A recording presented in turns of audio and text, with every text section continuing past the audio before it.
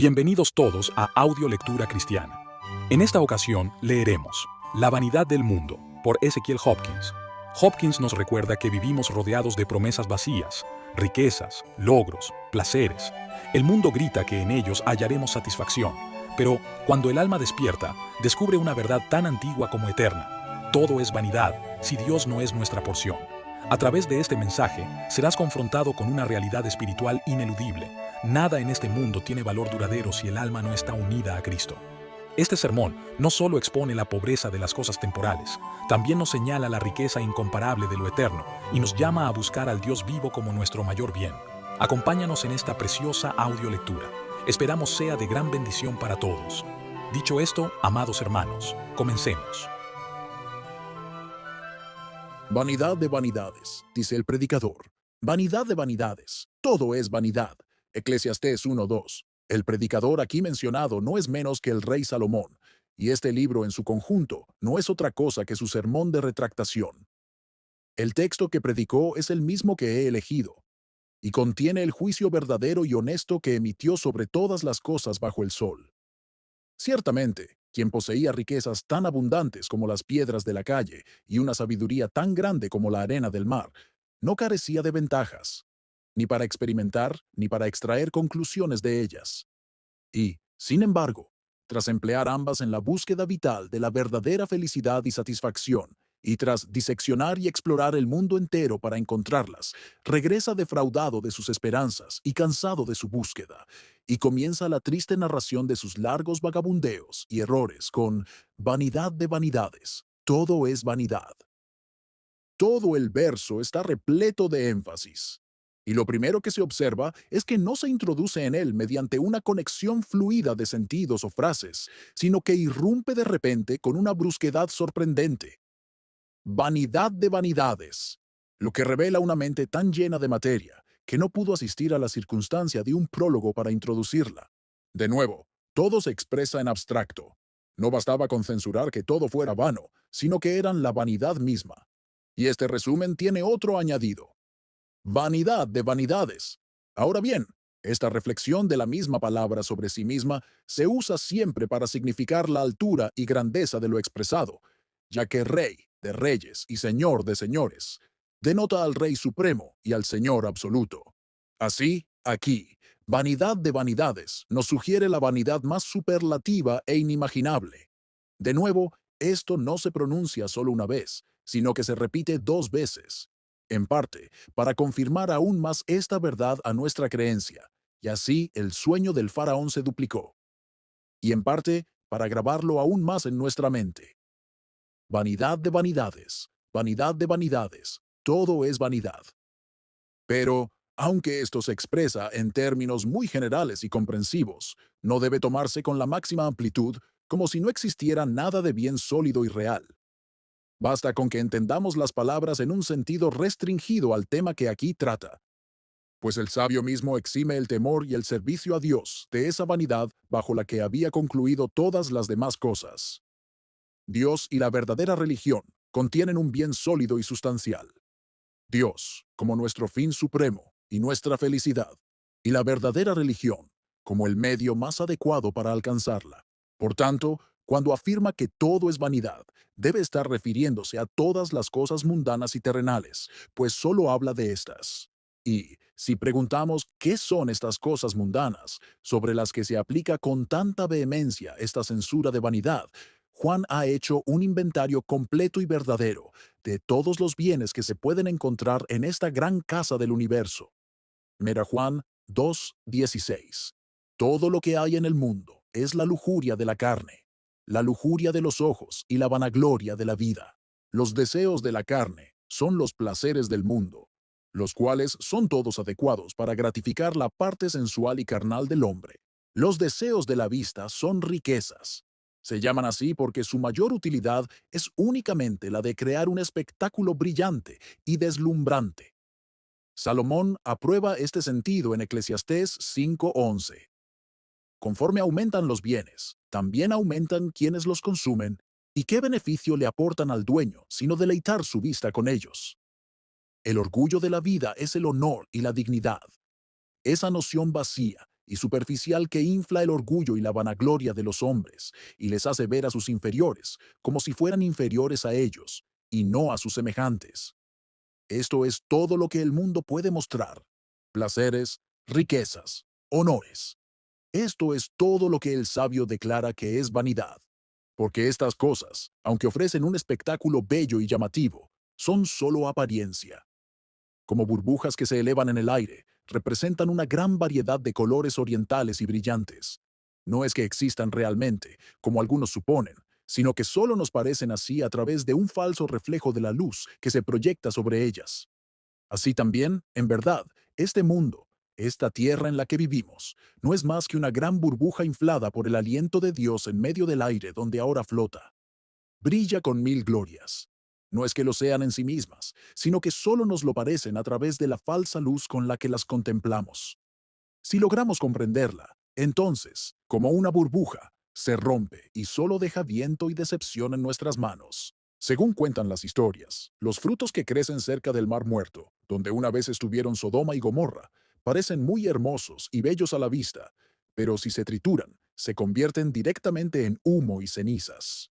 El tema que me he propuesto tratar es la vanidad del mundo y de todas las cosas aquí abajo, para que, convencidos de ello, desistamos de nuestra vana búsqueda de objetos vanos y fijemos nuestros afectos en aquellas cosas que están arriba, que son las únicas valiosas, porque son el único bien permanente y estable. ¿Por qué nos hemos vuelto tan bajos, que nosotros, teniendo almas inmortales, las reducimos a placeres que pronto se desvanecen? ¿Por qué? Si fuimos creados para elevarnos a Dios y dotados de alas veloces como la meditación y los afectos, nos arrastramos en el barro de este mundo, como si fuésemos serpientes condenadas a comer polvo. ¿No es vergonzoso que admiremos lo que está muy por debajo de nosotros y que perdamos nuestras almas, más valiosas que 10,000 mundos, solo por ganar una pequeña parte de uno? Ciertamente, el Dios de este mundo ha cegado a los hombres. Ha arrojado una niebla espesa sobre sus ojos, para que no vean lo más evidente, que los placeres de este mundo son inestables y vanos. Para disipar esta niebla, quiero mostrar la verdadera vanidad de las cosas terrenales. Las mostraré sin el brillo falso con que el diablo las adorna.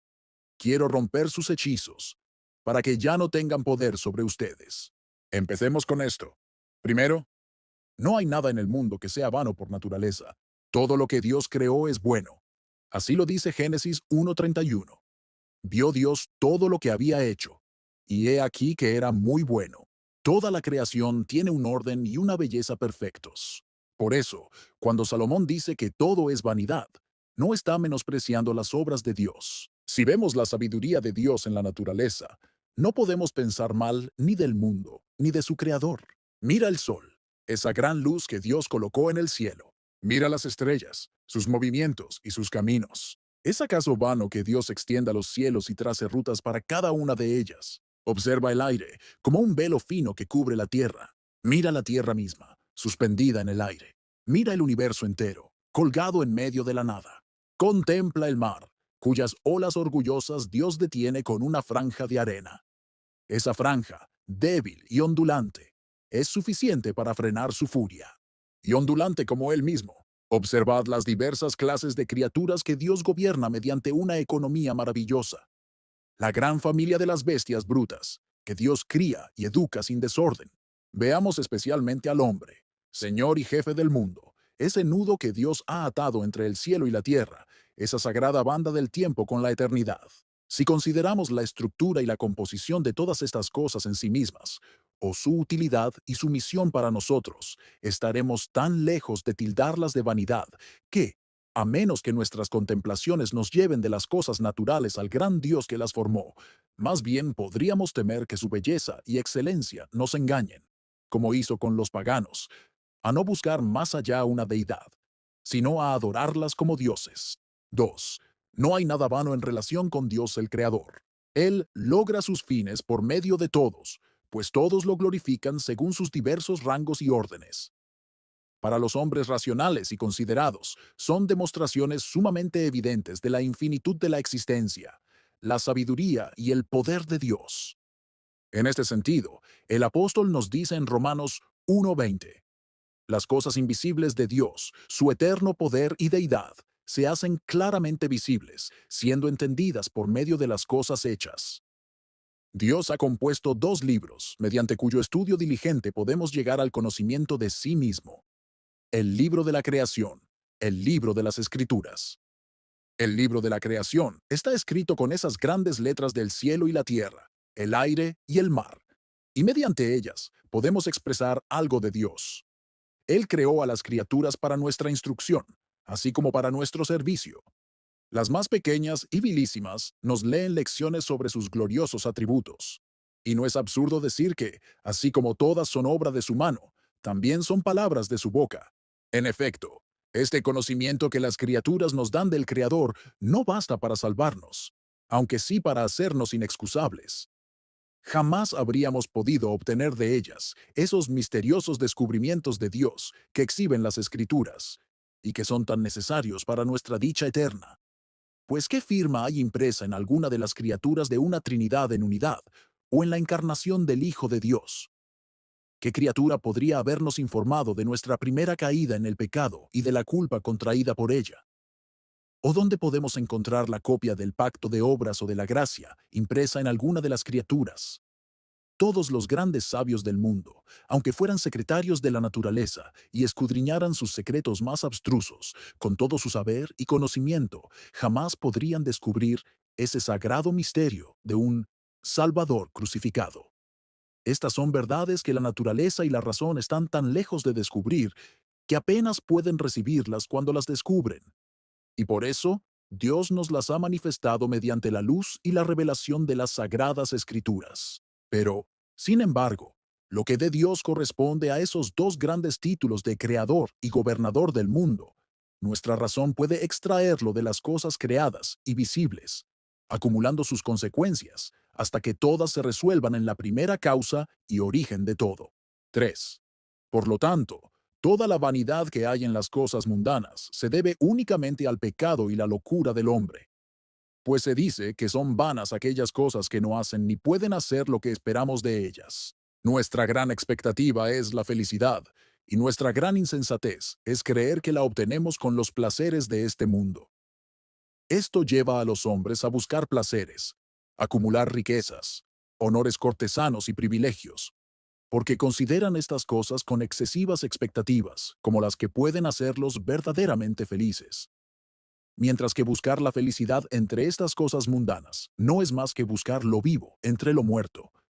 Sí, no es más que buscar la felicidad entre aquellas cosas que son la raíz y la causa misma de toda nuestra miseria. Todas son cisternas rotas y con fugas, que no pueden contener esta agua viva. Esto es lo que las llena de vanidad, porque en nuestra imaginación pervertida las consideramos estables, permanentes y satisfactorias. Las fijamos como el fin de nuestro viaje, que solo deberíamos usar en nuestro camino. Esperamos mucho más de estas cosas vanas de lo que pueden darnos. Hay cosas que solo deben disfrutarse y otras que solo deben usarse.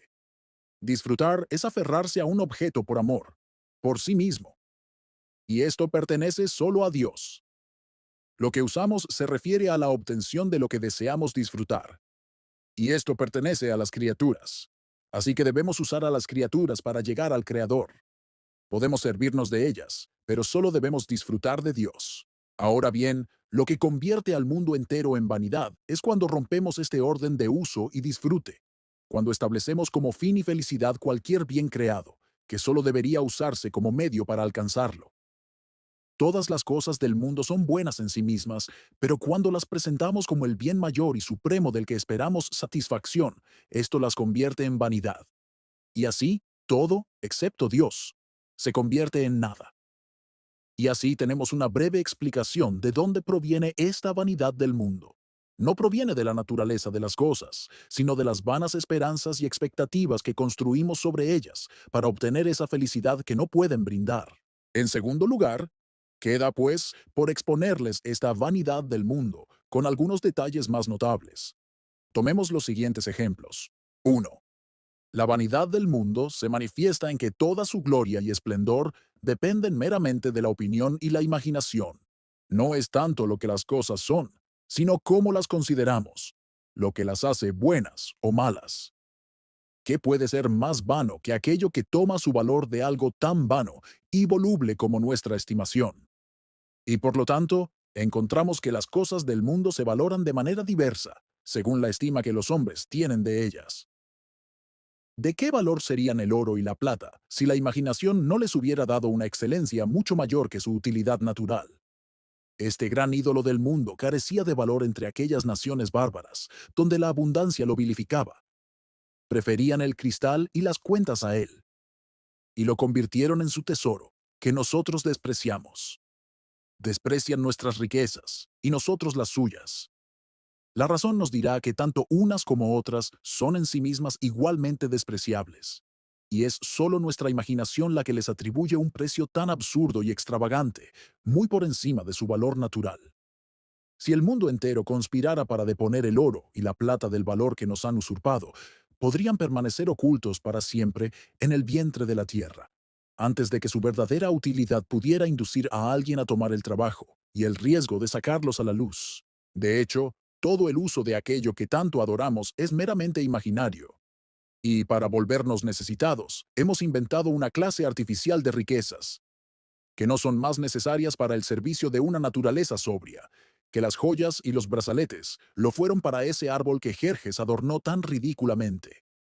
Y aunque buscamos con afán estas cosas, y nos consideramos pobres e indigentes sin ellas, es posible que la razón justa dicte que no son más necesarias para nosotros que para las criaturas brutas o insensatas, y que sería tan ridículo para un hombre adornarse con ellas, como para una bestia o una planta.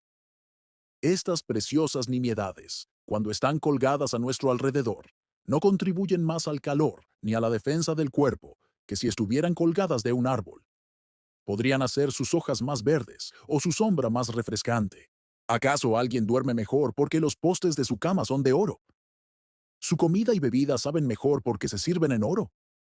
¿Es su casa más útil porque está adornada con bellas pinturas? ¿O es su ropa más útil porque está más a la moda que la de otro? Y, si no son necesarios para estos usos naturales, solo les queda imaginación y opinión. De hecho, al valorar las cosas raras, los hombres han hecho que muchos se crean pobres, mientras que Dios y la naturaleza los hicieron a todos igualmente ricos, si no se hubieran empobrecido artificialmente. Es solo la vanidad la que marca la diferencia entre los más ricos y los más pobres, si ambos disfrutan de lo necesario.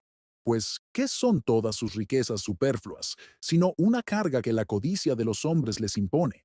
Todo lo que sea más que apenas para satisfacer los anhelos de la naturaleza no sirve para nada más que para contemplar. Sus tierras, sus casas y sus hermosas propiedades no son más que imágenes de las cosas. Los más pobres que las ven disfrutan tanto como usted. Sí, y si los hombres pudieran contentarse con la razón, todo lo que ven con sus ojos es tan suyo como de su propietario. Y de hecho, si despojamos a todas estas admiradas nimiedades de sus principios básicos, las encontraremos tan viles y sórdidas como las cosas más bajas que despreciamos. Solo que la naturaleza les da nuevas formas, y la imaginación les pone precio.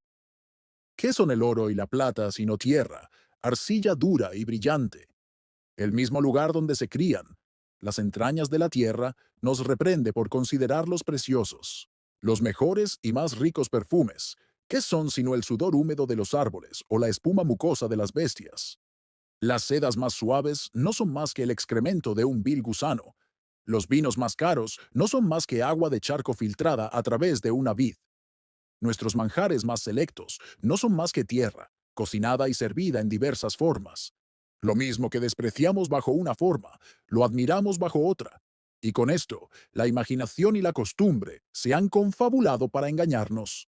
Piensa, oh mundano, cuando poses tus ojos codiciosos sobre tus riquezas, piensa, aquí hay bolsas que solo la imaginación ha llenado de tesoros, que de otro modo estarían llenas de tierra. Aquí hay bagatelas que solo la imaginación ha llamado joyas, que de otro modo no serían mejores que simples piedras. ¿Y acaso basaré mi satisfacción y felicidad en la imaginación? ¿En algo más ligero y vacilante que el mismo aire? No. Considere que una imaginación perturbada puede alterar fácilmente la condición de un hombre y darle la forma que desee. Si una melancolía negra y sombría se apodera del ánimo, le hará quejarse de pobreza en medio de su abundancia. o de dolor y enfermedad en medio de su salud y fuerza. Es cierto que estos no son más que los efectos de una imaginación distorsionada, pero aunque su enfermedad y pobreza no sean reales, su tormento sí lo es. En cuanto a nuestra inquietud, es lo mismo si somos realmente infelices o solo nos lo imaginamos. Además, si la imaginación se pervierte con más alegría, algunos se creen reyes o emperadores. Una brizna de paja es tan majestuosa como un cetro. Hablan de sus harapos con tanta magnificencia como si fueran túnicas. Consideran a todo el que se acercan a ellos como sus súbditos o sirvientes. Hacen de cada piedra una joya, de cada cabaña un palacio. Todo lo que ven es suyo, y todo lo suyo es de excelencia. Ahora bien, ¿qué opinas? ¿Son estas cosas vanas o no? No dudo que las concluirás extremadamente vanas, y sin embargo, también les sirven y les brindan tanto consuelo y satisfacción como si fueran realmente lo que imaginan. Así, Trasilo anotó todos los barcos que llegaban al puerto de Atenas, pensando que todos ellos y sus mercancías eran suyos, y cuando se curó de esa agradable locura, confesó que nunca en toda su vida había disfrutado de tanta satisfacción como con esa presuntuosa riqueza que esos barcos le traían. En verdad, no sé si estas cosas son más vanas en la imaginación o en la realidad.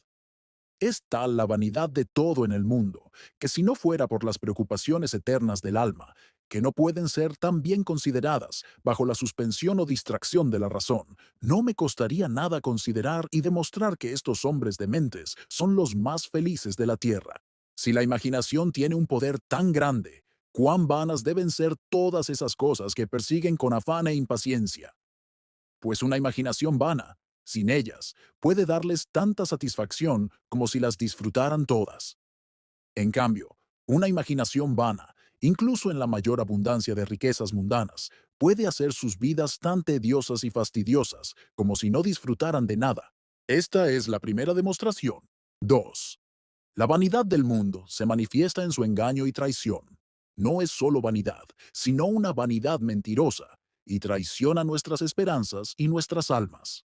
1. El mundo traiciona nuestras esperanzas y nos deja solo decepciones cuando promete satisfacción y felicidad. Qué extrañas confianzas nos construimos con los falsos halagos del mundo.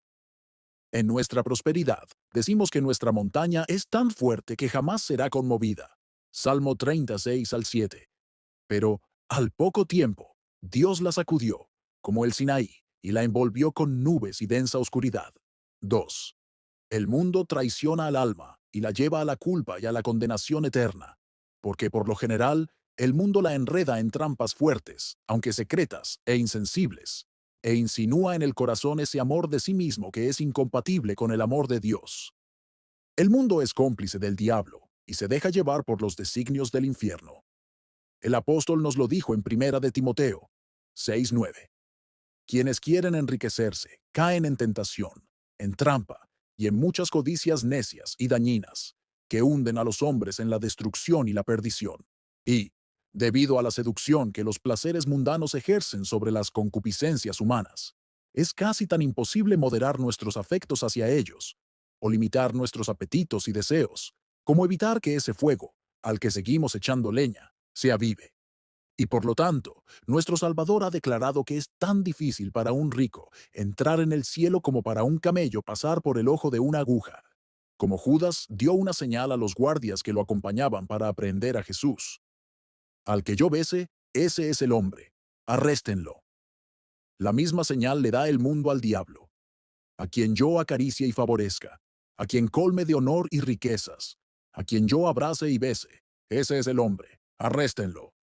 Con demasiada frecuencia, semejante tesoro del mundo es atado con las sedosas ligaduras de la voluptuosidad, condenado a ser atado con fuertes cadenas y arrojado a las tinieblas de afuera. 3. Así como todas las cosas del mundo son vanidades mentirosas, así también todas son vexaciosas. Son infames, según un proverbio. Consuelos inciertos, pero cruces certeras. Y por lo tanto, el sabio concluye que todos ellos son, no solo vanidad, sino aflicción de espíritu. Hay una cuádruple vejación en todas las cosas mundanas. 1. Hay mucha agitación y dificultad para conseguirlos. Nada se puede conseguir sin esfuerzo.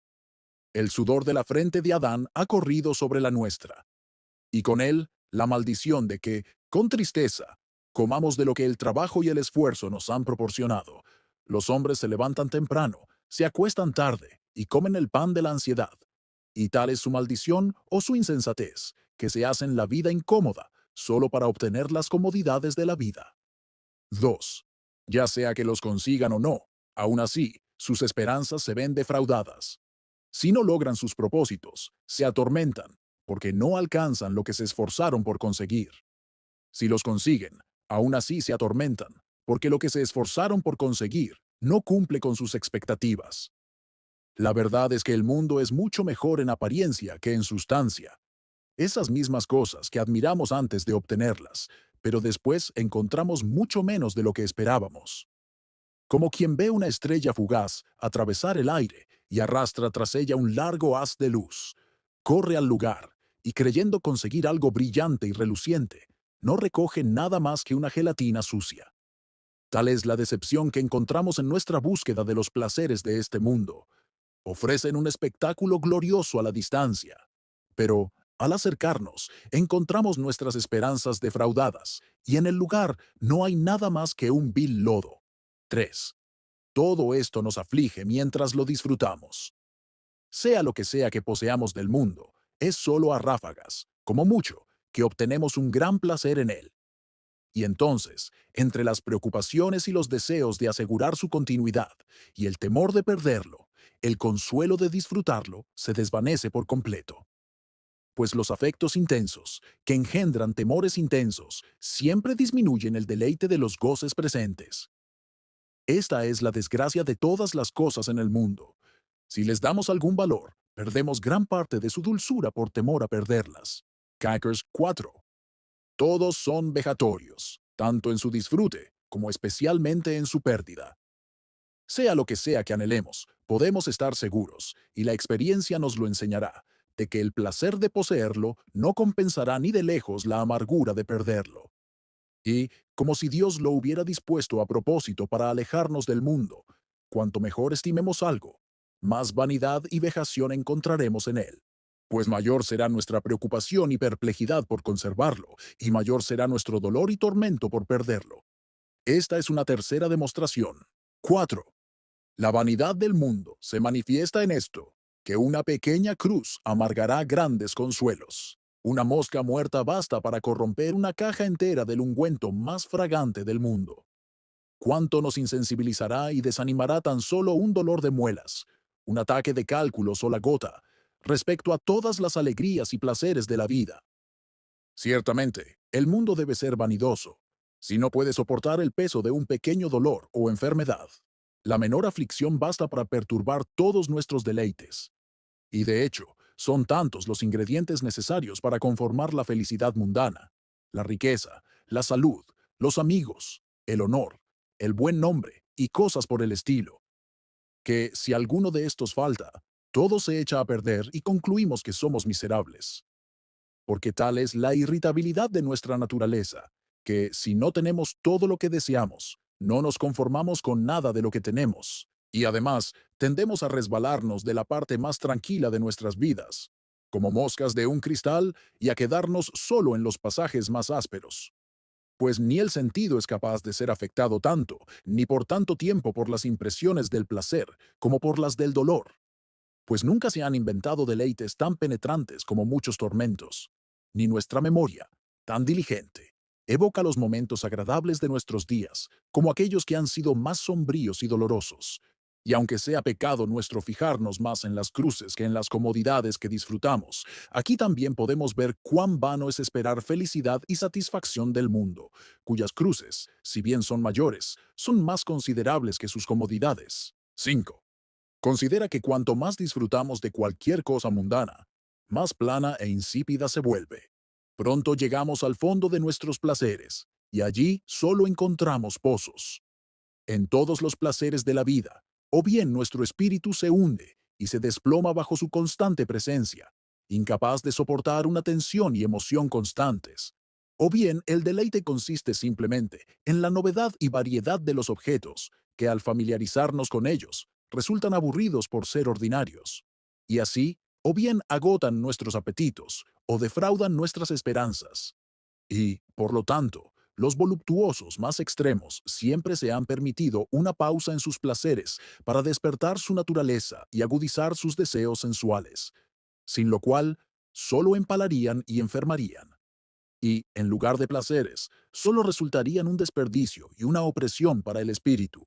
El mismo Epicuro, el gran señor y siervo del placer, que lo hizo el mayor bien y la principal felicidad del hombre, se fijó ciertos días de abstinencia, en los cuales solo satisfacía escasamente su estómago, sabiendo muy bien que el placer de la glotonería nunca podría ser mejorado tanto como con un intervalo de hambre.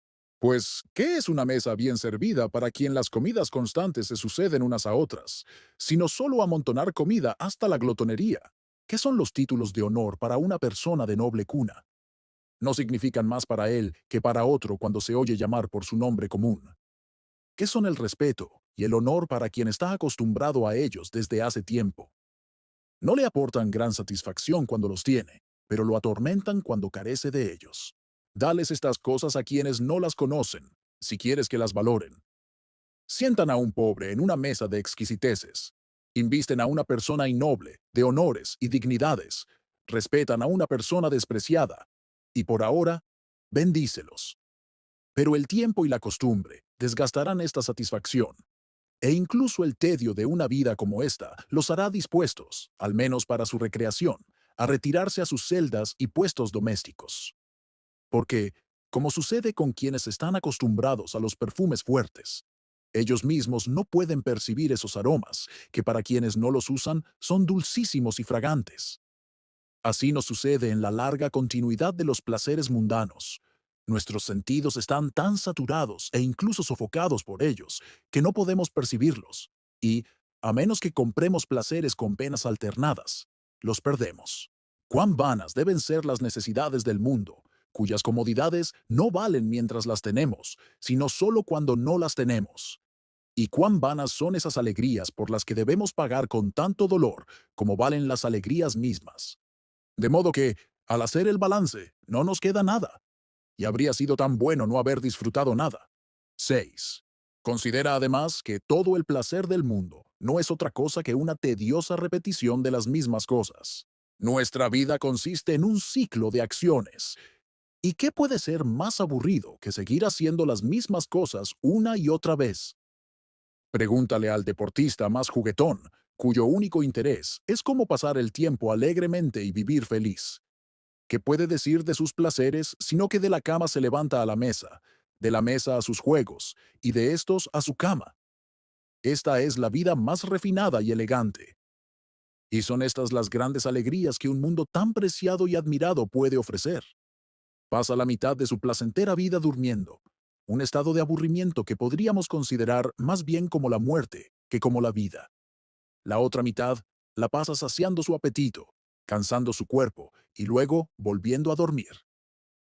¿Qué designios tan honorables y nobles son estos? Los ricos pasan su vida en el llamado placer, mientras que los despreciables campesinos se ven obligados a realizar las tareas del mundo y a ser los únicos hombres útiles en él. No. ¿Qué círculo tan lamentable es este? Seguir haciendo las mismas cosas, y cosas que antes hemos buscado y a menudo hemos encontrado en ellas todo lo que hay. Tanto que incluso un pagano podría decir que no solo un hombre valiente o miserable podría desear morir, sino también un hombre voluptuoso, como si desdeñara la fastidiosa repetición de las mismas cosas. 7. La vanidad del mundo se manifiesta en que no puede ayudarnos cuando tenemos mayor necesidad de apoyo y consuelo.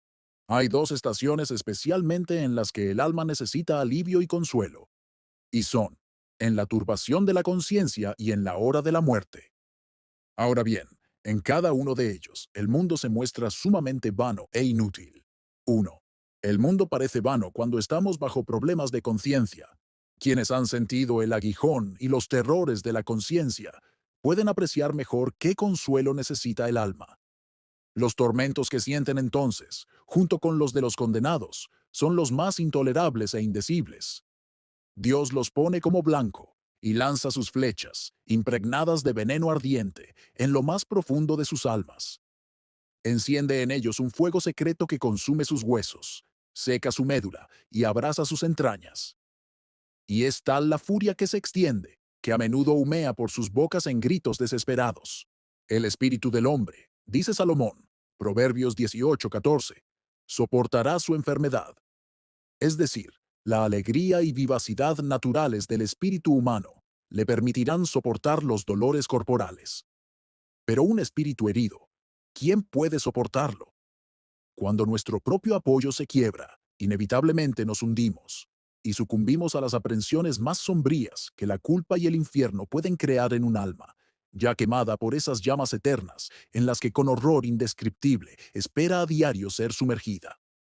Oh, piensa en qué tortura tendrás que soportar cuando Dios haga heridas profundas en tu espíritu y deje caer grandes gotas de su ira ardiente sobre esa parte de tu alma que es infinitamente más tierna y sensible que la niña de tus ojos. Imaginen los agudos e intolerables dolores que sufrieron aquellos mártires que, como nos dice el apóstol, Hebreos 11:37, fueron aserrados.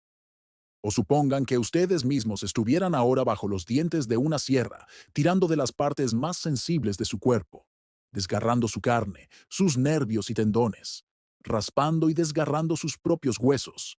Sin embargo, la gravedad de esto no es nada comparada con los tormentos que siente la conciencia cuando Dios hace que su espada la penetre, la desgarre, cuando hace heridas profundas y sangrientas en ella y, en lugar de verter bálsamo curativo, con mano dura las roza con fuego y azufre.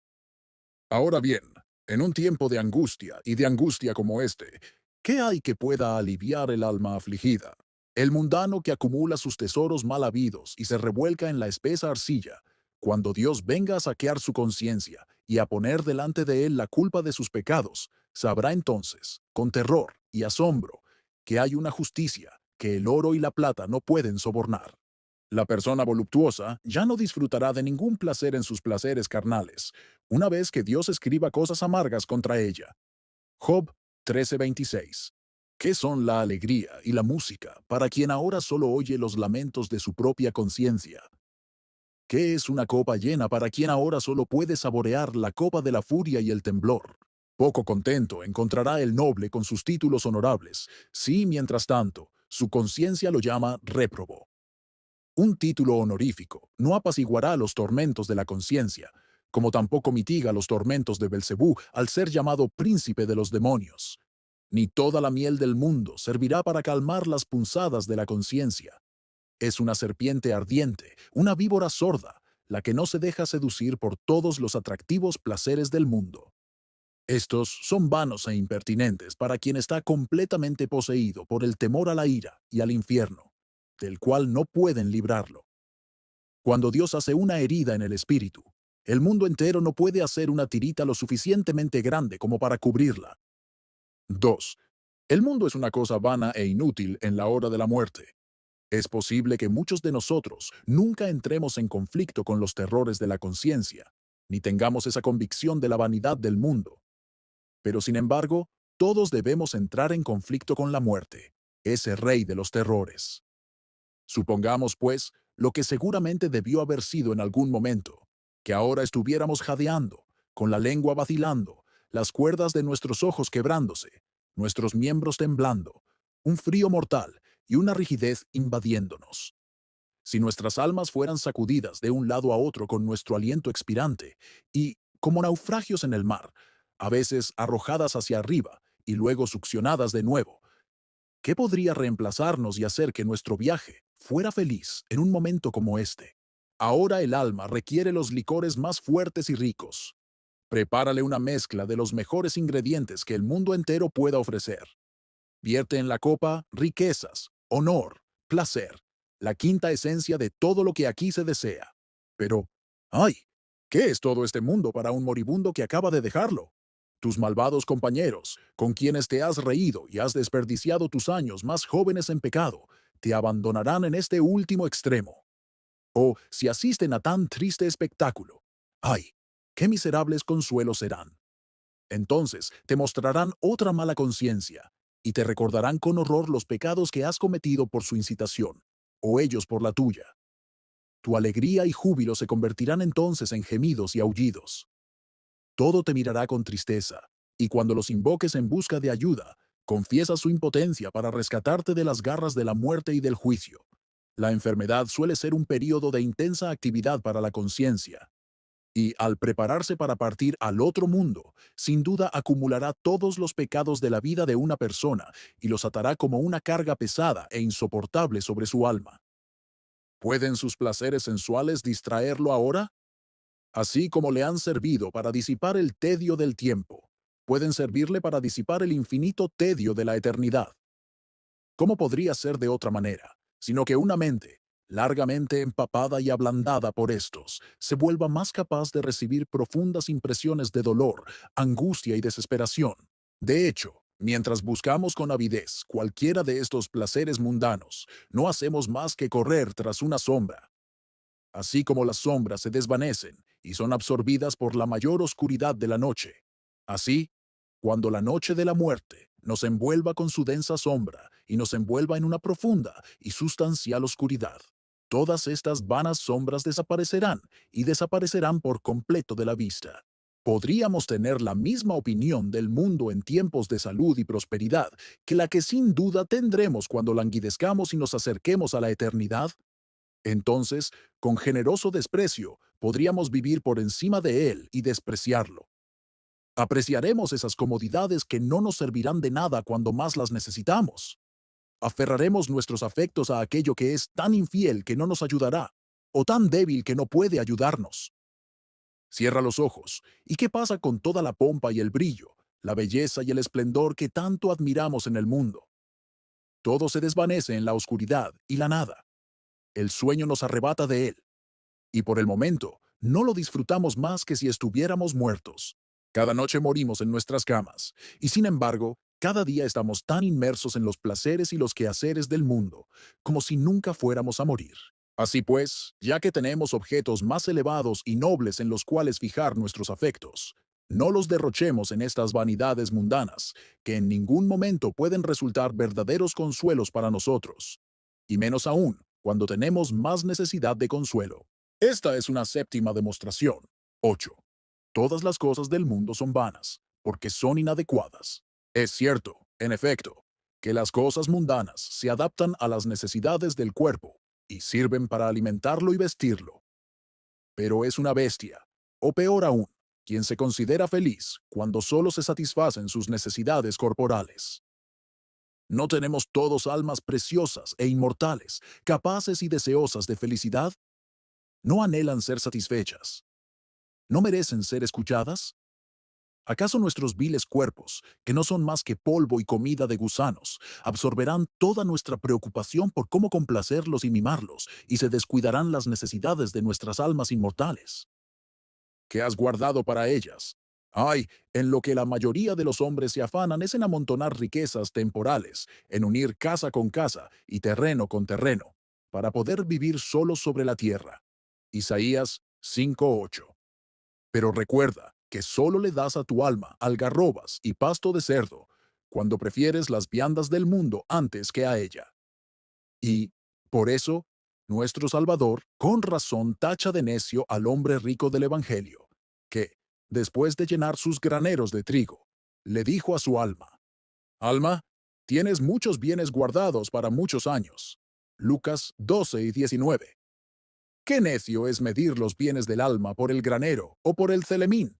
La misma es la locura de la mayoría de los hombres, que creen que están bien provistos en todos los aspectos si pueden reunir una gran fortuna, mientras que el alma no puede vivir de estas cosas, así como el cuerpo no puede vivir de un pensamiento o una noción. Hay una triple inadecuación entre las cosas mundanas y el alma. 1. El alma es espiritual. Las cosas mundanas son insustanciales y materiales. De todas las cosas que pertenecen al hombre, su aliento es el más sutil, invisible y espiritual. Pero ahora el alma se llama el aliento de Dios, y por lo tanto, debe ser espiritual en un alto grado. ¿Y qué tiene que ver entonces un alma espiritual con terrones o acres de tierra, con graneros llenos de trigo o sacos llenos de oro?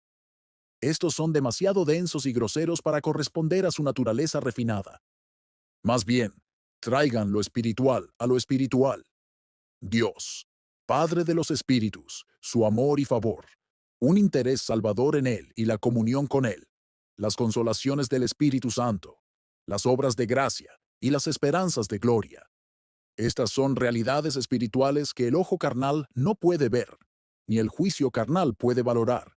Son las más apropiadas para el alma, que es espíritu, y no deben estar unidas desigualmente a la escoria y los desechos de los placeres terrenales. 2. El alma es inmortal, pero todas las cosas mundanas perecen y se desgastan con el uso, y por lo tanto fue de poco consuelo cuando el hombre rico cantó su requiem, decir, alma, descansa, tienes muchos bienes guardados para muchos años. Necio, ¿qué son unas posesiones para muchos años para un alma cuya duración no se mide por años, sino por la eternidad? ¿Qué pasará entonces cuando esos años de abundancia expiren? ¿Cuán desamparada estará tu alma cuando hayas sobrevivido a todas tus cosas buenas? Puede que sobreviva, incluso en este mundo. Dios puede destrozar todo aquello en lo que anhelas y hacer que todas tus comodidades se desprendan de ti como hojas marchitas. Sin embargo, si no tienes más que lo que este mundo miserable puede proporcionarte, sin duda lo sobrevivirás en el mundo venidero. ¿Y qué harás en esa eternidad de hambre del alma? Como sucede con quienes son invitados a un banquete en alguna familia noble, el mobiliario es suntuoso, el agasajo espléndido y magnífico, pero al partir no pueden llevarse nada con tanta pompa y valentía. Así es aquí. El mundo es la gran casa de Dios, ricamente amueblado, y en él nos divertimos mucho. Tenemos todo a nuestra disposición, pero nada de todo es nuestro. Y por lo tanto, Dios ha puesto a ese sombrío portero, la muerte, a su puerta, para que, así como nada trajimos al mundo, tampoco nos llevemos nada de él. Qué triste despedida será para el alma cuando deba partir al mundo eterno y dejar atrás todo lo que admiraba y amaba en este pobre mundo fugaz. ¿Cómo se prolongará y se demorará? Qué reticente será emprender un viaje tan largo sin llevar nada que cubra sus gastos. Ciertamente, morir debe ser terrible para quienes no han obtenido nada más que lo que ya no pueden conservar, cuando sus almas deban ser arrojadas a la orilla en una vasta y negra eternidad, completamente desnudas y desamparadas, sin nada que las alivie ni las sustente. 3. Las necesidades del alma son de un tipo completamente distinto a las que las cosas mundanas pueden suplir, y por lo tanto son totalmente inadecuadas. Las cosas naturales pueden muy bien servir para satisfacer las necesidades naturales. El alimento saciará el hambre, la ropa protegerá de los agravios del clima, y las riquezas proporcionarán ambas cosas. Pero las necesidades del alma son espirituales, y ninguna cosa natural puede alcanzarlas. Se necesita un precio para redimirlo. Nada puede hacerlo, sino la preciosa sangre de Cristo. Tiene necesidad de perdón y de perdón. Nada puede concedérselo, sino la gratuita y abundante misericordia de Dios. Se necesita santificación y santidad, consuelo y seguridad. Nada puede efectuar esto, sino el Espíritu Santo. Aquí, todas las cosas mundanas son insuficientes, pueden suplir las necesidades del hombre exterior, pero la mayor abundancia de ellas jamás podrá aquietar una conciencia atribulada, ni apaciguar a un Dios airado, ni eliminar la culpa condenatoria del más mínimo pecado. No, la redención del alma es preciosa, más preciosa que ser comprada con estas pobres cosas. Salmo 49:8. Es posible que ahora, en el tiempo de vuestra paz y prosperidad, no prestéis atención a estas necesidades espirituales. Pero cuando los días de tristeza y oscuridad vengan sobre vosotros, cuando Dios deje caer en vuestras conciencias un poco de su ira y desagrado, entonces bien podréis procurar curar una herida en vuestro cuerpo, aplicando una tirita en vuestra vestimenta, como procurar aliviar un espíritu herido con todos los tesoros, placeres y goces de este mundo. Las riquezas, dice el sabio en Proverbios 11:4, no aprovechan en el día de la ira, porque no pueden alcanzar el alma para traerle verdadero consuelo. Así ves lo inadecuado que es el mundo para el alma. El mundo es inadecuado para su naturaleza, pues el alma es espiritual, pero todos los goces terrenales son vanos y materiales. El alma es inmortal, pero todos estos son perecederos. Inadecuado también para las necesidades del alma, que nunca pueden alcanzar ni satisfacer. 9. La vanidad del mundo se manifiesta en su inconstancia y volubilidad. La providencia de Dios administra todas las cosas aquí abajo en perpetuas vicisitudes. Su mano las hace girar, como a tantas ruedas, con las que se comparan en Ezequiel 1. La misma parte ahora está arriba, y pronto, abajo. Ahora, elevada en el aire, y poco a poco, arrastrada por el fango. Esta es la condición cambiante del mundo. Por lo tanto, la encontramos comparada con la luna en Apocalipsis 12:1, donde se describe a la iglesia vestida del sol y con la luna, es decir, el mundo, bajo sus pies. Y bien puede ser que guarde esa semejanza, pues todavía crece y mengua, a veces llena de brillo, otras veces apenas se percibe un pequeño rayo de luz. No hay ninguno de nosotros que no haya tenido experiencia, de una forma u otra, de la inconstancia de estos goces sublunares. Cuando el sol brilla fuerte y cálido, todas las flores del campo se abren y muestran sus hojas para recibirlo en sus senos. Pero, cuando llega la noche, se pliegan juntas y encierran todas sus glorias. Y aunque fueran como tantos pequeños soles brillando aquí abajo, capaces, uno pensaría, de forzar un día para sí mismas. Sin embargo, cuando el sol retira sus rayos, se inclinan, agachan la cabeza y permanecen abandonadas, como cosas opacas y oscuras. Así nos ha sucedido a nosotros. Mientras Dios nos ha iluminado con su cálida y alentadora influencia, nos hemos abierto, expandido y florecido con gran pompa y gloria.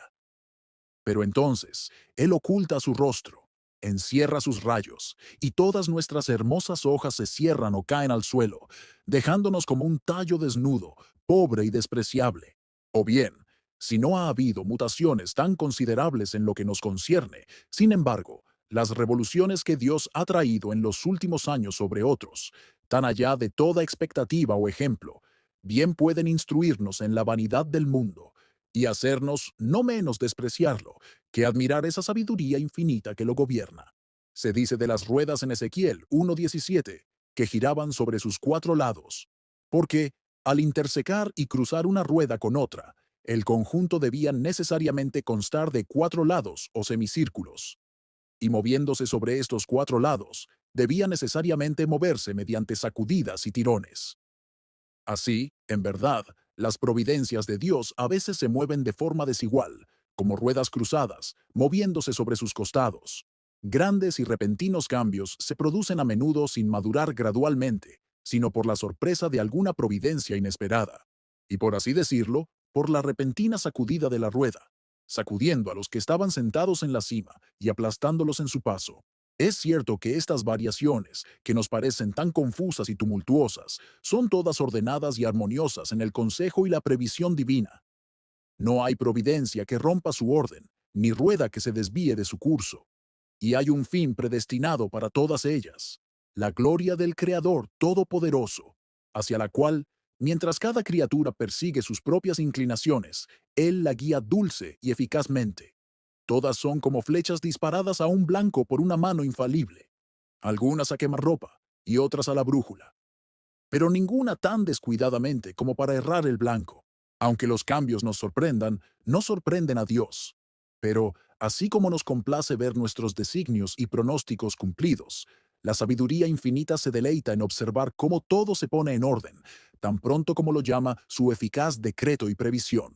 Entre todas las pesadas y arduas preocupaciones de gobernar el mundo, es, si se me permite expresarlo así, la recreación de la providencia. Entretener a la humanidad con algunos acontecimientos maravillosos, para que, cuando no podamos descubrir la conexión y dependencia de las causas secundarias, podamos humildemente aceptar la absoluta soberanía de la gran causa primera.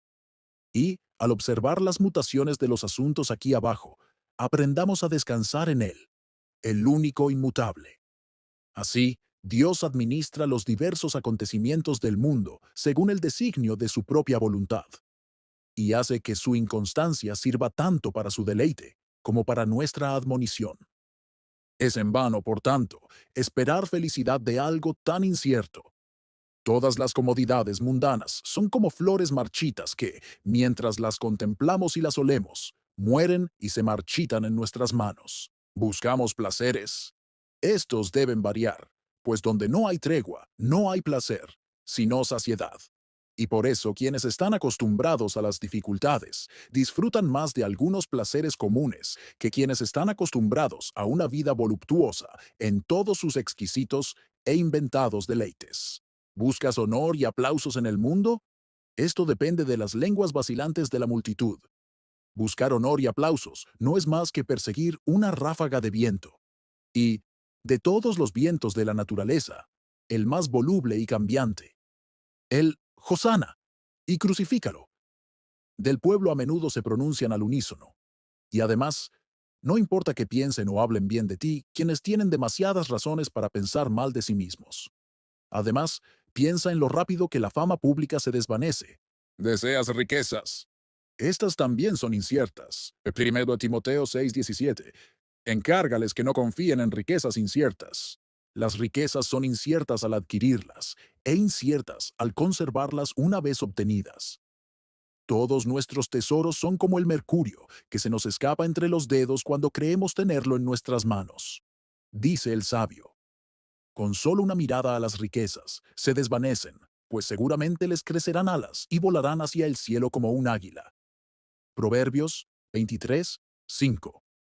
Sería una locura extraña enamorarse apasionadamente de un pájaro en sus alas, libre e ilimitado como el aire en el que vuela, y que no se inclinará ante tu llamado ni tu señuelo. Cuánto mejor sería que, ya que volarán, tú mismo dirigieras su vuelo hacia el cielo, aliviando a los siervos y miembros necesitados de Jesucristo. Entonces su vuelo será feliz y glorioso, cuando lleven en sus alas las oraciones y bendiciones de los pobres, cuyos afectos has reconfortado. Esto es atesorar en el cielo, remitir tu dinero al mundo eterno, donde te será devuelto con plenos intereses. Esto es acumular una reserva para el más allá, para que tengas con qué vivir espléndida y gloriosamente por toda la eternidad. Y así, depositar es atesorar, atesorar riquezas inciertas en un depósito seguro. Las promesas de Dios serán tu seguridad, y cada estrella en el cielo, un sello estampado en la puerta del tesoro, que nadie puede romper ni violar. Así se ve cuán mudables e inconstantes son todas las cosas mundanas, de modo que podemos aplicar con precisión lo que el salmista dice de la tierra en otro sentido, que Dios la fundó sobre el mar y la estableció sobre las inundaciones. Salmo 24:2. Tal es la fluctuación de todas las cosas aquí abajo, que no son más constantes que si simplemente se construyeran sobre el flujo y el reflujo de la marea. 10. La vanidad del mundo se muestra en esto, que es totalmente insatisfactorio. Eso, que cuando lo disfrutamos en su máxima plenitud no nos da satisfacción real ni sólida, debe ser necesariamente vano. El mundo entero es algo tan vacío. Tan pronto como se aferran a un montón de sueños o a un puñado de su propia sombra, se llenan los vastos e ilimitados deseos de sus almas con estos placeres terrenales. Y por lo tanto, el salmista, al hablar de pecadores prósperos, describe su estado con las cosas más superficiales y vacías imaginables. Salmo 73:20. Son como un sueño después de despertar.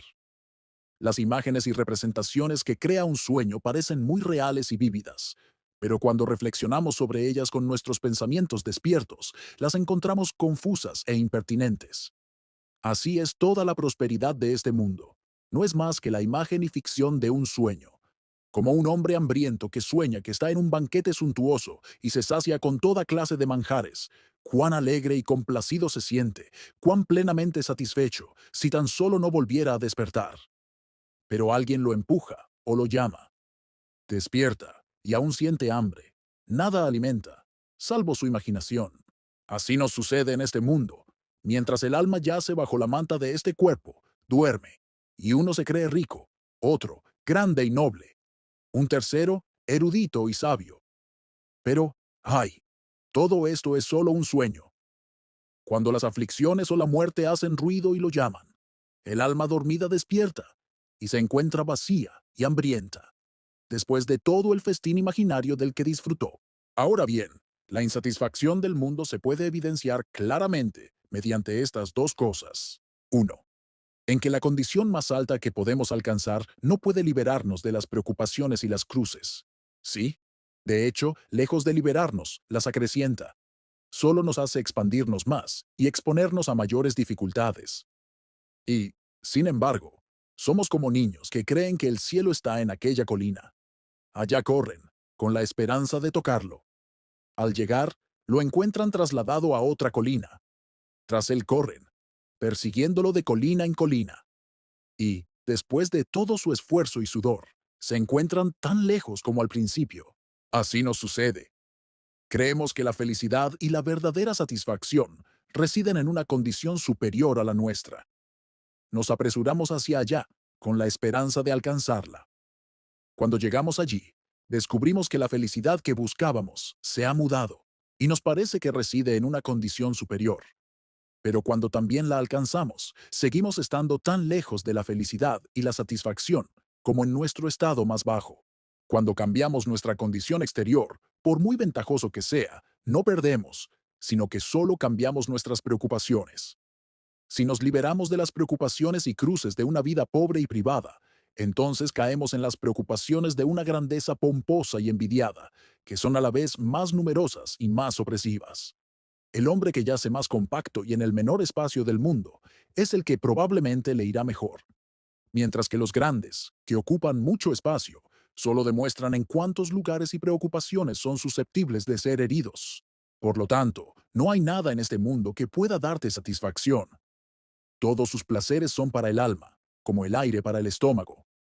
Pueden reprimirla, pero nunca podrán satisfacerla.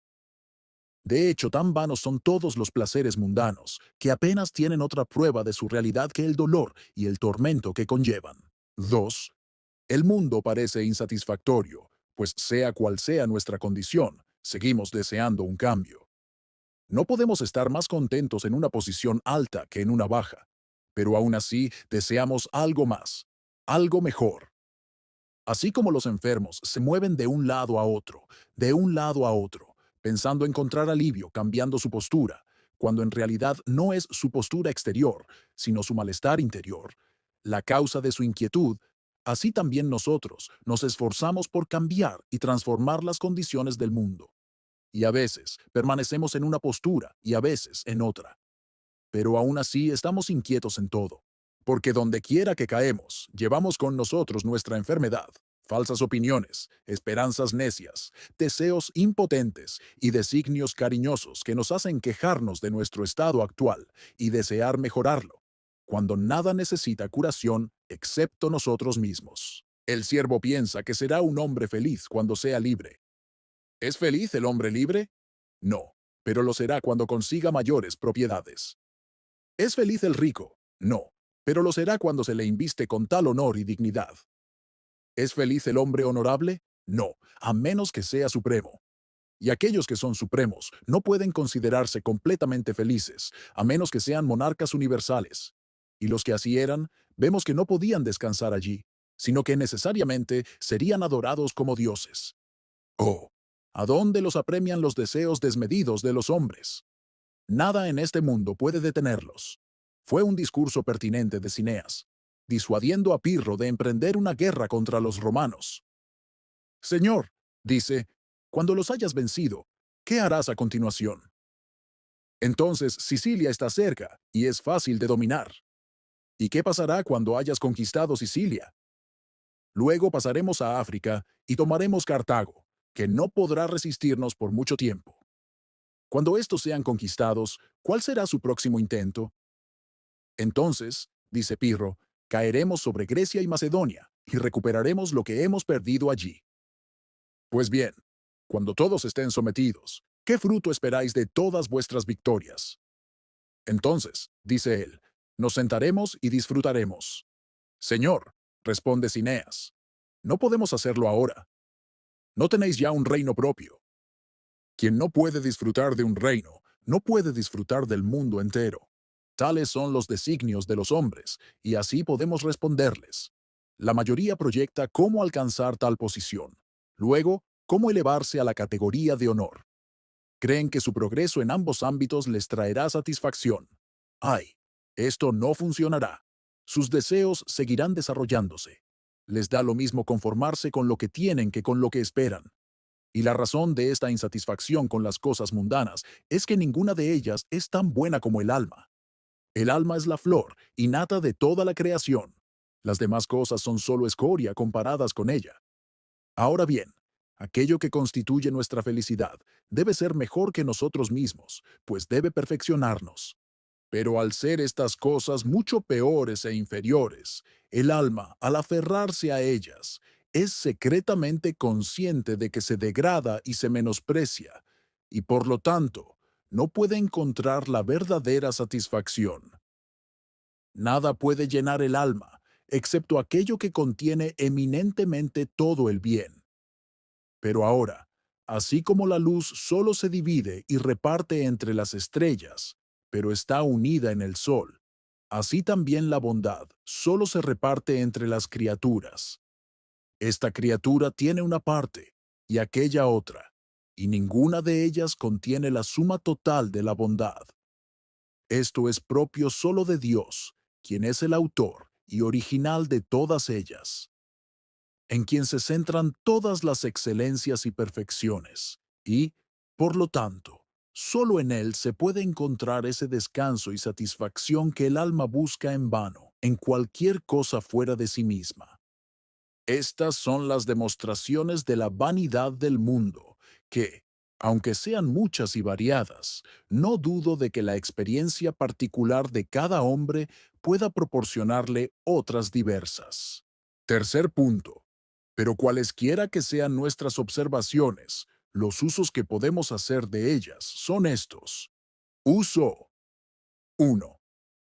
Debería enseñarnos a admirar y adorar la buena providencia de Dios para con sus hijos, al ordenarla de tal manera que el mundo sea tan vano y trate tan mal a quienes le sirven.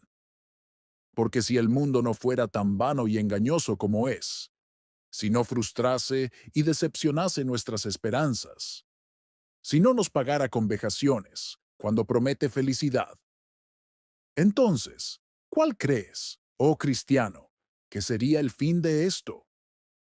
¿Pensaría alguien en Dios o recordaría el cielo y la vida venidera? En algún lugar, San Agustín habla profundamente. El mundo me inquieta y me molesta, y sin embargo, lo amo. ¿Qué pasaría si no me molestara? Ciertamente, caeríamos en un completo olvido de Dios si pudiéramos encontrar verdadera satisfacción aquí en la tierra. Jamás pensaríamos en regresar a la fuente de aguas vivas si encontráramos suficiente en las cisternas terrenales para saciar la sed de nuestras almas. Y por tanto, Dios trata con nosotros como lo haría una gran persona con un hijo desobediente que abandona su casa y se amotina entre sinvergüenzas descarriadas. Su padre da orden de que lo traten mal, lo afrenten y lo expulsen de ellos. Y todo para que pueda recuperarlo. Lo mismo hace Dios. El hombre es su hijo salvaje y depravado. Huye de las órdenes de su padre y no soporta vivir bajo su gobierno estricto y severo. ¿A dónde va sino a los placeres del mundo y a las juergas y disturbios entre las criaturas? Pero Dios decide recuperarlo, y por lo tanto, ordena a toda criatura que lo trate con dureza.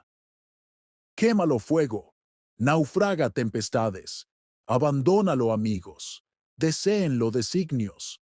Hijos, sean rebeldes con él, como él lo es conmigo. Que sus apoyos y dependencias se derrumben bajo él, que sus riquezas se desvanezcan y lo dejen pobre, despreciado y desamparado. Todos ellos son siervos de Dios y deben obedecer su voluntad. ¿Y para qué sirve todo esto? Sino para que, viéndose abandonado por todos, pueda al fin, como el hijo pródigo mendigo, regresar con su padre. Uso 2. Si la vanidad del mundo es tal y tan grande, si no es más que una burbuja vacía, una nada hinchada, menos sólida que el sueño de una sombra, si es tan inadecuada, incierta e insatisfactoria, como os he demostrado, entonces, ¿de qué crasa locura son culpables la mayoría de los hombres al fijar un precio tan alto a lo que no tiene ni valor, ni sustancia? Aunque en el pasado hemos sido tan engañados como para tomar la pintura y el barniz del mundo por belleza verdadera y su brillo por un tesoro sustancial.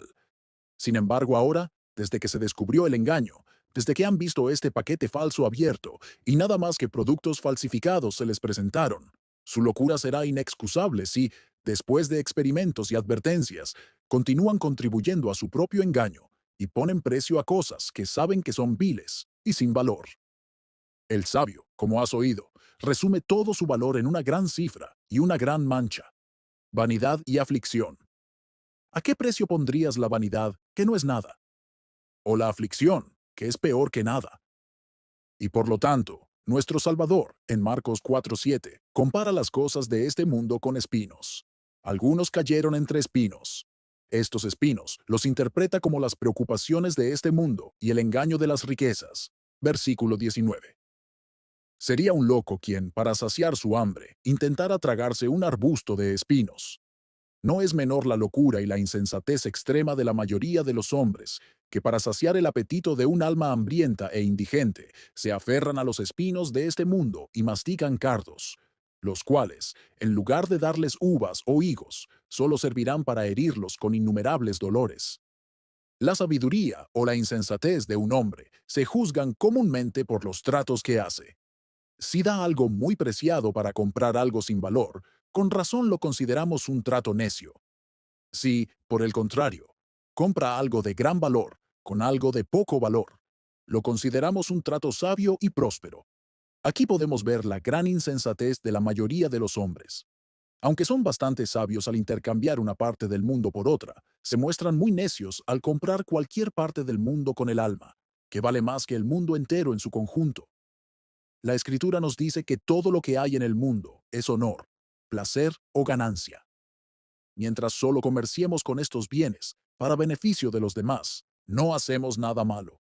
El mundo tiene un precio justo por sí mismo, y sin duda podemos legítimamente renunciar a algunas ventajas mundanas para obtener otras. Pero luego hay otras cosas que no pertenecen al mundo: nuestros afectos, nuestras conciencias, nuestras preciosas e inmortales almas.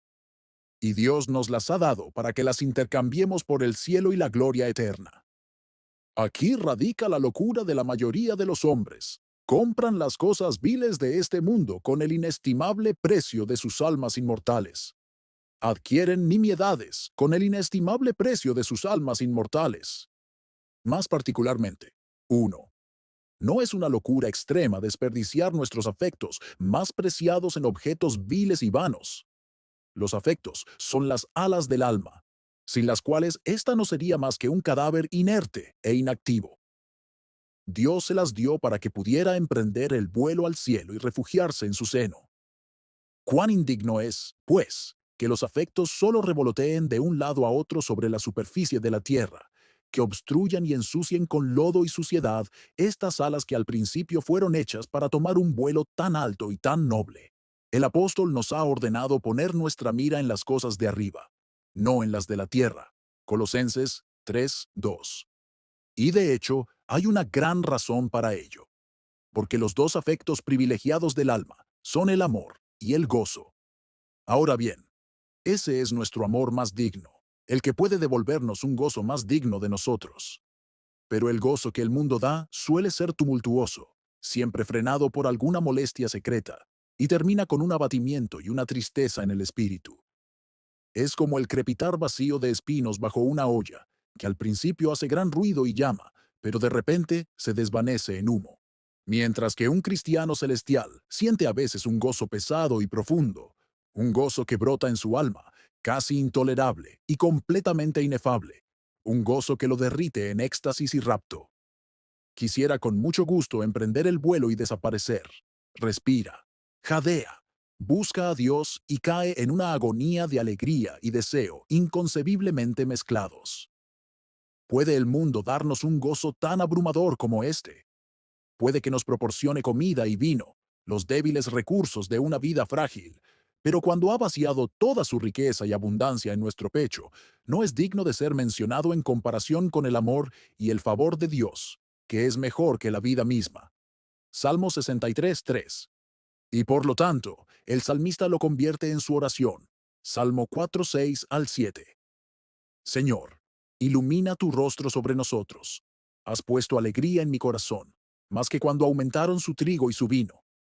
Cuán infinitamente desdeña Dios que haya alma alguna tan miserablemente estúpida como para preferir el mundo antes que Él, o igualarlo a Él. La alegría del mundo se asemeja a un torrente. Como tras una lluvia torrencial, un torrente se desborda con estruendo y violencia, desbordándose y arrasando con todo. Sin embargo, no es más que agua turbia e impura, y pronto se seca. Tal es toda la alegría que este mundo puede dar. Hace mucho ruido y crece más allá de sus límites. Sin embargo, no es más que una alegría turbia e impura. Pronto se desvanece y no deja tras de sí más que una sequía en el alma. Ahora bien, dado que la alegría del mundo no es más que algo tan pobre y vacío como esto, es una crasa locura que gastemos nuestro mejor amor en aquello que no puede recompensarnos con la mejor alegría. 2.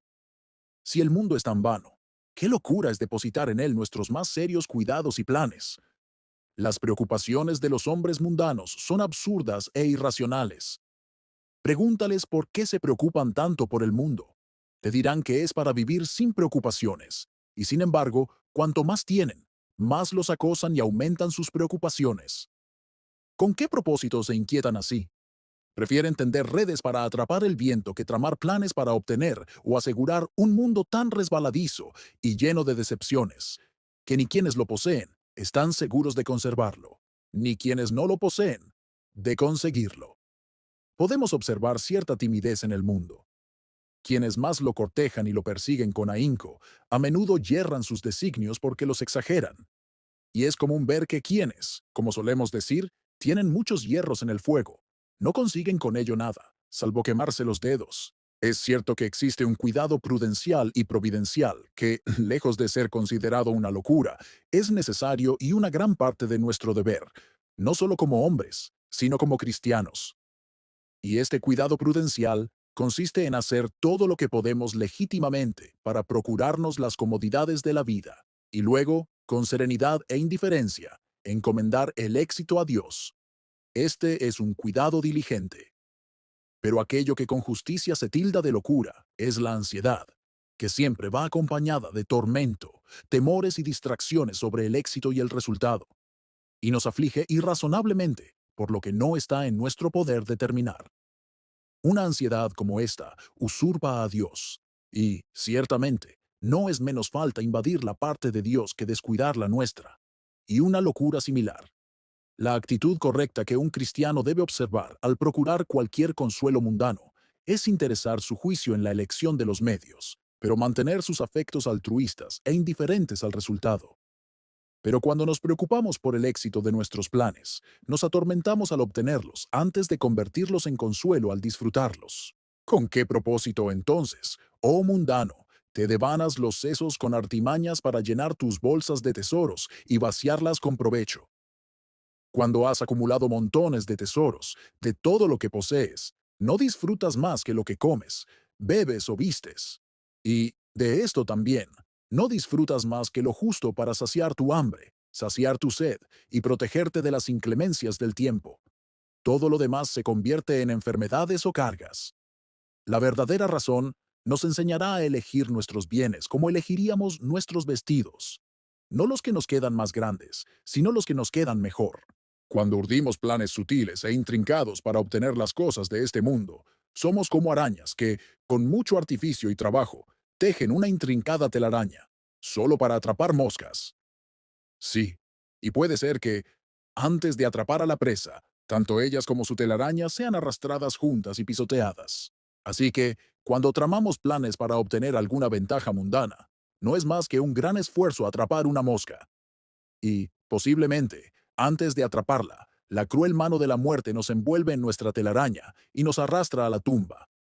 Y en ese mismo instante, perecemos juntos, nosotros y todos nuestros bien trazados proyectos. Salmo 46:4. 3.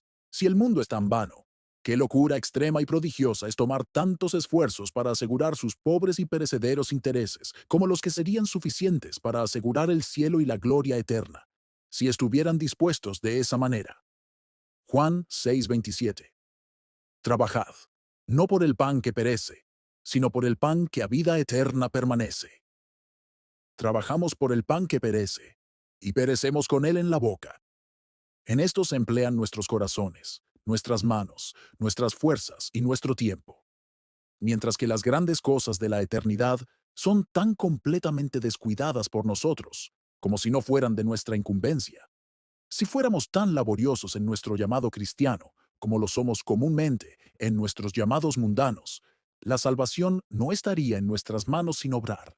Dios, Cristo y todo el cielo serían nuestros.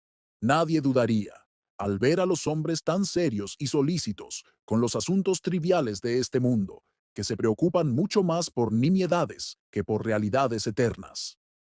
Ay, asombraría a los ángeles que criaturas racionales, poseedoras de almas inmortales, almas cuya duración eterna debe residir en una miseria o en una dicha inconcebibles, desperdicien el tiempo y las fuerzas que podrían asegurar su felicidad eterna en esas vanas nimiedades que no tienen ni felicidad ni continuidad. Ciertamente, servir a Dios es menos doloroso que las faenas del mundo y sin duda mucho más beneficioso. No deberás, a su servicio, dedicarte a ningún oficio inmundo, mientras que el mundo, vilmente, te emplea para amasar barro espeso y cargarte con él, y el diablo, aún peor, para amasar el fango y la inmundicia de toda clase de impurezas que ahora contaminan el alma y la condenarán en el futuro. Ambos son capataces crueles. Algunos arrastran la iniquidad con cuerdas de vanidad, y el pecado como si fuera con una coyunda de carreta. Isaías 5:18. Están tan esclavizados a la obra del diablo, que él los pone en sus arneses, los obliga a arrastrar y tensar por sus iniquidades, y les muestra una cortesía cuando sus pecados les salen fácilmente.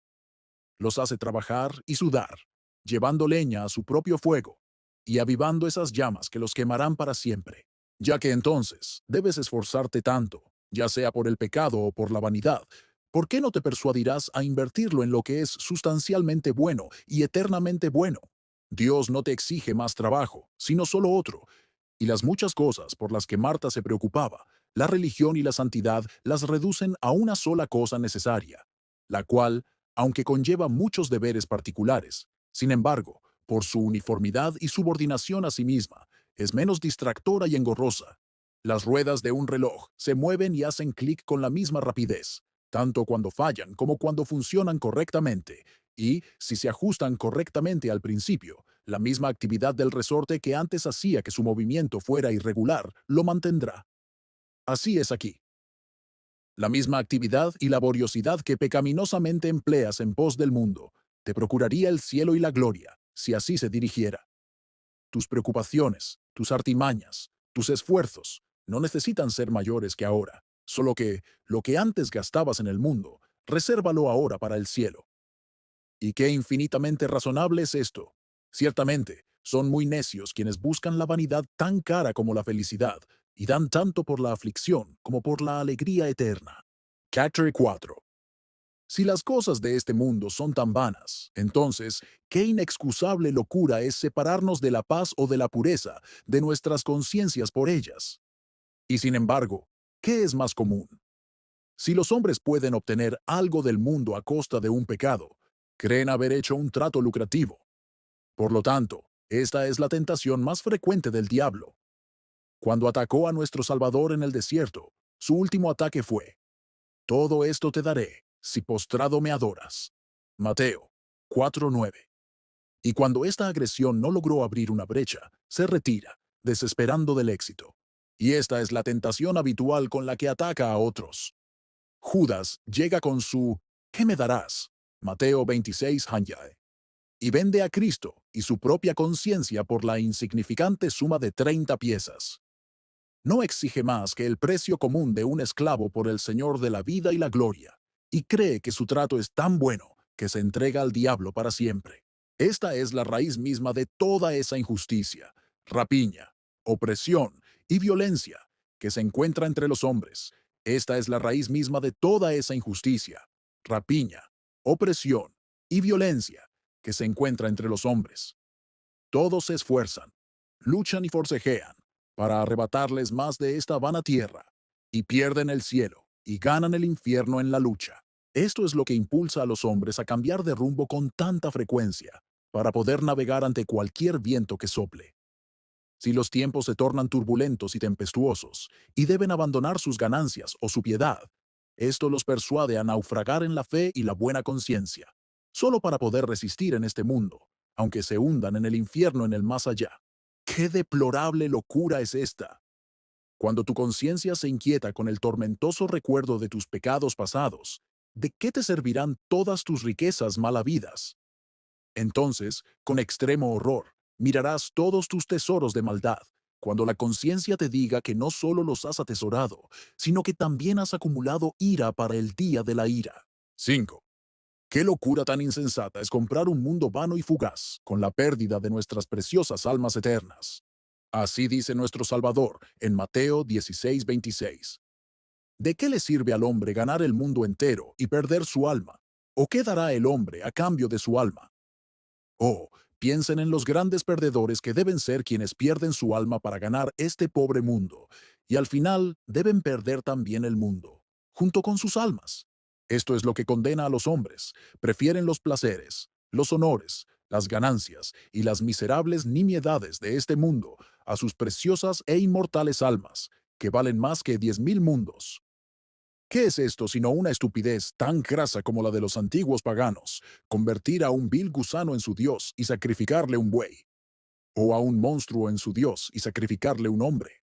Piensen en cuán terribles y atormentadoras serán las reflexiones de los mundanos en el infierno, al considerar que allí yacerán y arderán eternamente por su amor desmesurado a ese mundo, del que no les queda nada, salvo el amargo recuerdo. ¿De qué les servirá entonces haber vivido aquí en la comodidad y el deleite, cuando toda su alegría se convierta en gemidos y aullidos? ¿De qué les servirá entonces el recuerdo de todos sus tesoros y riquezas terrenales, sino aumentar su tormento? Créelo, es triste quedar con la convicción de aquel día, cuando la vanidad de la tierra aparecerá en los tormentos del infierno.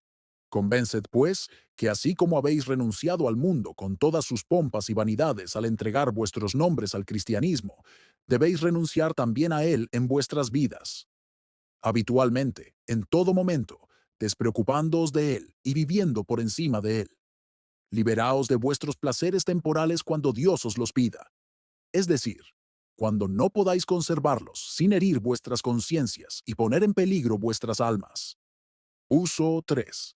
Si el mundo es tan vano y vacío, ¿por qué entonces deberíamos enorgullecernos de cualquier pobre disfrute que pueda obtenerse de él? Qué insensato es creerse mejor que otro solo, porque tu estercolero es un poco más grande que el suyo. Estas cosas no deben considerarse en absoluto para determinar el valor de un hombre. Todas son ajenas a ti, y no te importan más que la ropa fina a la salud o la fuerza del cuerpo. Es la riqueza, en efecto, la que causa todo el ruido y el bullicio del mundo, y desafía todo el respeto y el honor. Y el hombre vulgar e ignorante, cuyos ojos están deslumbrados por la pompa y la riqueza, le rinde homenaje con una reverencia estúpida y asombrada. Sin embargo, debes saber que solo veneran tus sedas y terciopelos, tus tierras, o tu séquito y sirvientes, y no a ti.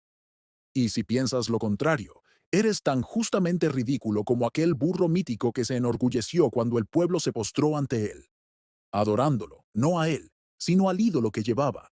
Todo lo que pertenece a la perfección de un hombre está en él: conocimiento, sabiduría, templanza, mente serena y afectos tranquilos, virtud inflexible y un alma constante y fiel a Dios en todo.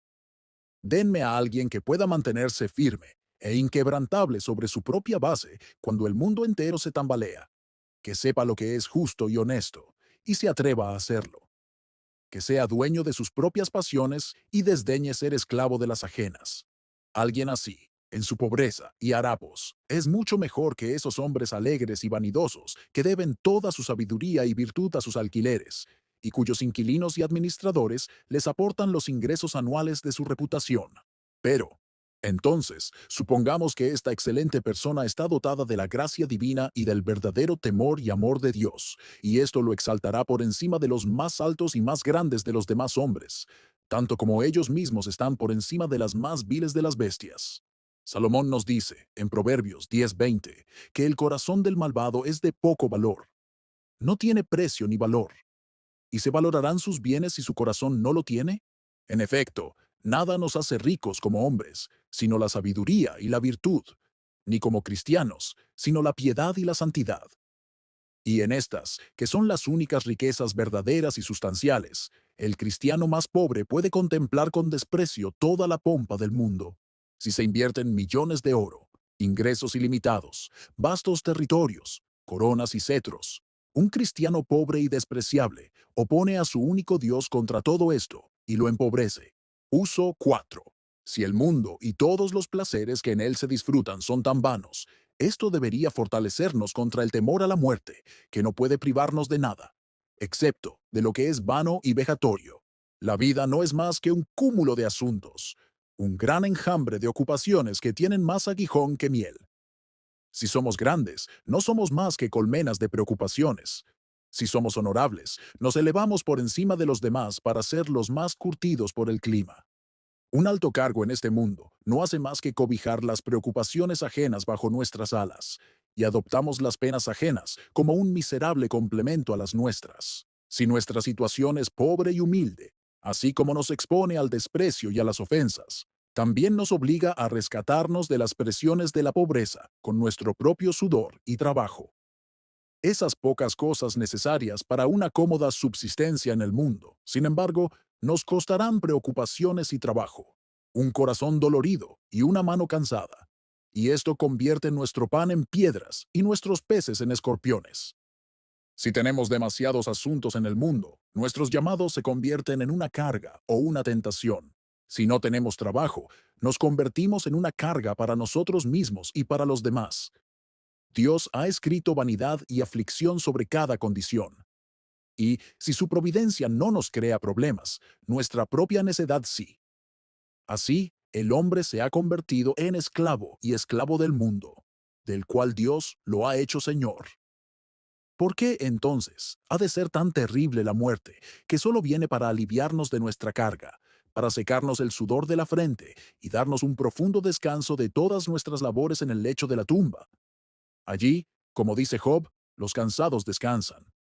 Job 3:17. Todas nuestras preocupaciones y angustias se desvanecen en cuanto nuestras cabezas tocan esa almohada. No hay trabajo ni propósito en la tumba. ¿A dónde vamos? Sino un profundo reposo, un retiro seguro, donde ninguna de las aflicciones de esta vida nos alcanzará jamás. Y así como la muerte nos libera de todas las preocupaciones, también nos libera de todas las penas de este mundo. ¿Qué es nuestra vida sino una burbuja? Nuestros suspiros son el aire y nuestras lágrimas el agua que forma la burbuja. La primera posesión que tomamos de este mundo es llorando, y no hay nada en él que nos aferremos con mayor firmeza que nuestras penas. Las lágrimas son la herencia de nuestros ojos, o nuestros pecados las reclaman, o nuestros sufrimientos. Nada puede secarlas, salvo el polvo de la tumba. A veces perdemos a un amigo o a un familiar cercano. El homenaje que debemos a su memoria debe rendirse con lágrimas. A veces, sus prácticas impías nos atormentan, cuando por su lascivia y libertinaje se pierden tanto para sus propios intereses como para nuestras esperanzas.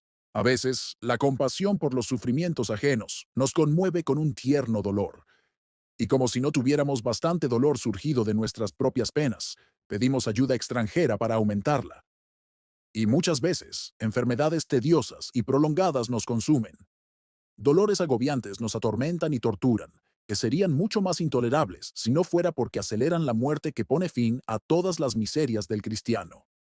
En la tumba no nos preocupa la pérdida de algunos amigos, ni la mala conducta de otros, ni las calamidades que azotan al mundo, ni a quienes más amamos. Allí nada nos preocupa, aunque el ascenso se desvanece por la adulación y la bajeza, mientras que el alma virtuosa y valiente se muere de hambre por el mero rigor de su virtud. No nos importa qué aliento apestoso manche nuestro buen nombre, ni qué pie indigno pise nuestra tumba. Mientras vivimos, un poco de dolor nos molesta, pero en la tumba, miembros enteros se pudren, se caen y se desmoronan, convirtiéndose en polvo, sin perturbar en absoluto ese tranquilo descanso que sepulta todas las preocupaciones y penas de esta vida en silencio y olvido. ¿Dónde está entonces el horror de la muerte, que solo nos libra de las tribulaciones y las cruces de una vida miserable? Es irrazonable quejarse de ese cambio que nos libra de un mundo del que aún nos quejamos, y es pueril reñir con esa mano que nos desnuda y nos despoja de nuestras incómodas vestiduras, solo para acostarnos. Uso. 5. Si el mundo es tan vano y vacío, podemos aprender a estar contentos con nuestro estado y condición actuales, cualquiera que sea. Se ha demostrado plenamente que no puede haber satisfacción plena en ningún estado terrenal. ¿Y por qué? Entonces, desearíamos un cambio. La principal causa del descontento no son nuestras necesidades, sino nuestros deseos. Apenas hay condición en el mundo tan inferior que no pueda satisfacer nuestras necesidades, y ninguna condición tan elevada que pueda satisfacer nuestros deseos. Si vivimos según las leyes de la naturaleza y la razón, nunca seremos pobres. Pero si vivimos según la opinión y la imaginación egoístas, nunca seremos ricos. Lo que tenemos, por poco que sea, es tan satisfactorio como lo que anhelamos, por mucho que sea. Pues la vanidad y la aflicción del espíritu se transmiten a todo lo que existe en el mundo, sea mayor o menor. Y, por tanto, oh cristiano, bien puedes soportar una escasez limitada en las cosas de este mundo. Si Dios te reduce a un bocado de pan y un vaso de agua, es suficiente. Esto bastará para cubrir tus gastos hasta el cielo. O, si esto también falla, tu viaje solo será más corto. Quizás Dios te mantiene corto en vanidades para poder otorgarte un bien sólido y sustancial. El salmista nos dice en el Salmo 68:9 que Dios nos colma diariamente de sus beneficios. Aunque algunos tengan más que otros, cada uno lleva su carga, hasta donde puede soportarla. Ningún barco puede soportar una vela enorme. Y por lo tanto, Dios, para evitar que naufraguemos, nos da solo lo que nos lleva con seguridad al cielo, nuestro puerto deseado. Por tanto, echemos estas preocupaciones y cargas sobre aquel que ha prometido sustentarnos, y dirijamos la corriente de nuestros deseos hacia el cielo, donde solo allí podemos encontrar un bien permanente y satisfactorio. Anden humildemente con Dios. Manténganse siempre en un temor solemne de su temible majestad. Sean constantes en el ejercicio de la gracia y en el cumplimiento del deber. Estas son las únicas cosas exentas de vanidad y aflicción. Solo en ellas puede el alma encontrar verdadero descanso y contentamiento. Por lo tanto, Salomón, después de haber escudriñado y examinado todo el mundo y declarado que las riquezas, la fuerza, la belleza, la sabiduría, el conocimiento y todo lo demás son vanidad y aflicción de espíritu, nos dice en Eclesiastés 12, 13, 14. Ahora todo ha sido oído. Esta es la conclusión del asunto. Teme a Dios y guarda sus mandamientos, porque esto es todo el deber del hombre. Porque Dios traerá toda obra a juicio, incluso todo lo oculto, sea bueno o malo. Temer a Dios y guardar sus mandamientos es nuestro único deber y nuestra única felicidad en esta vida. Amén. Muchas gracias por escuchar Audio Lectura Cristiana. Que el Señor les bendiga, amados hermanos. Hasta la próxima.